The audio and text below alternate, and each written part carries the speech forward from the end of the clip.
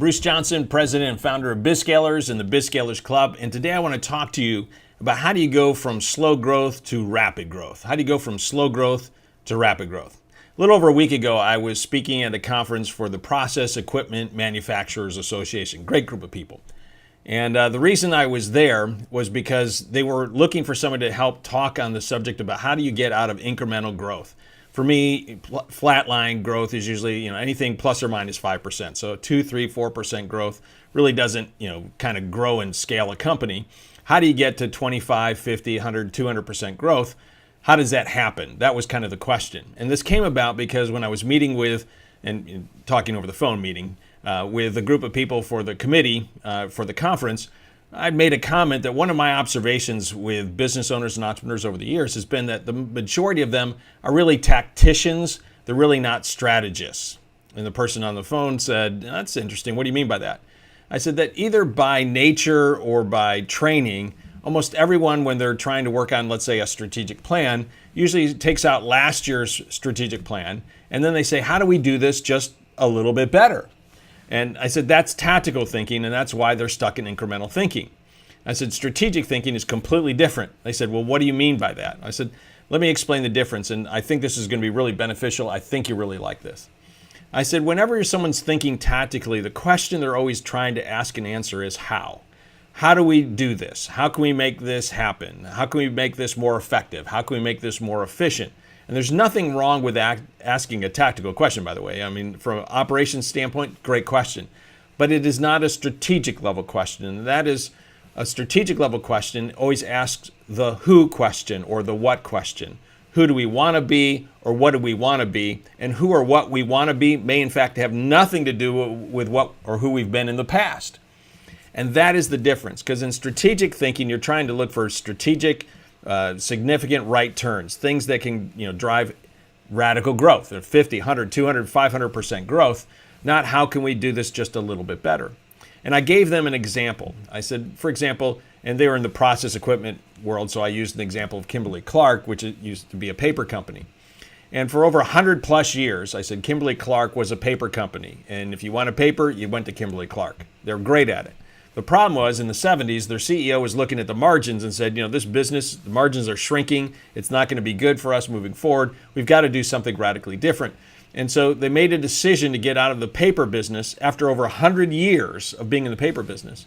And they decided to get into the disposable diaper business. So, Huggies and Depends and Pull-Ups, for example.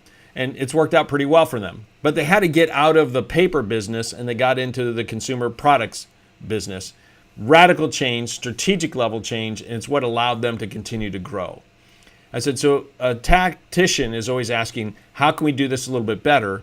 The strategist is asking, who do we actually want to be? It's a future-oriented question, and who we want to be may in fact not be who we've been in the past. Now, let's take a company you're probably pretty familiar with, Apple, for example. And Apple started as a computer company. If they were just focusing on the computers and that's all they did, they would probably not be the Apple that we know today. In fact, if you remember in the 2000s, they actually dumped the word computer and it's just Apple now. But they got into the music business, and then they got into the cell phone business, and then they were into the media business, right? And now they're in the magazine and news business, et cetera. So they keep morphing and changing, and the majority of Apple's revenues don't come from computers. They come from all those other things that came later. So if you want to drive significant growth, you have to get out of thinking like a tactician, and you have to start learning to think like a strategist. And by the way, if you want to get a whole lot more detail on this, you should check out the BizScalers Club at scalingclub.com. We have entire courses about how to think like a strategist and how to develop strategy, etc. I think you'd really like that. So you've got to get out of the tactician world. You've got to get into the strategist world. And if you do that, you can start growing significantly. That's the good news. Now, if you're sitting there thinking, well, how do I go about doing that, right? They ask the tactical question. Let me just give you a couple ideas. If you go to the BizScalers site, just bizscalers.com, and if you want to go /free or just go to bizscalers.com and just hit on the free button, you'll get a free business model canvas there. Because your business model is usually where you're going to find some of these significant gains. And what I would do is I just download that sheet of paper and then start playing with it. Now, a business model has, from my perspective, 9 key areas, right? You have to have customers, because the who always determines everything that comes after it. You've got to find customers who have a problem. That problem needs a solution. That solution needs to be differentiated, so you have your competitive advantages. Then you need to move to your marketing channels, how you can get the message out. Then your sales process, get those leads converted over so people are actually giving you money. Then you've got to deliver those promises. Then you have to figure out your pricing model, and then finally your profit model. So those are 9 key areas of business model canvas. Your business model is how you make money. So if you want to grow rapidly, you're going to have to make some changes. And there are lots of places you can make changes. For example, you're right. We'd have Redbox took out Blockbuster by changing the delivery system, right? So you could play with that. But in general, the first 3 are usually where you can start playing and making the biggest gains.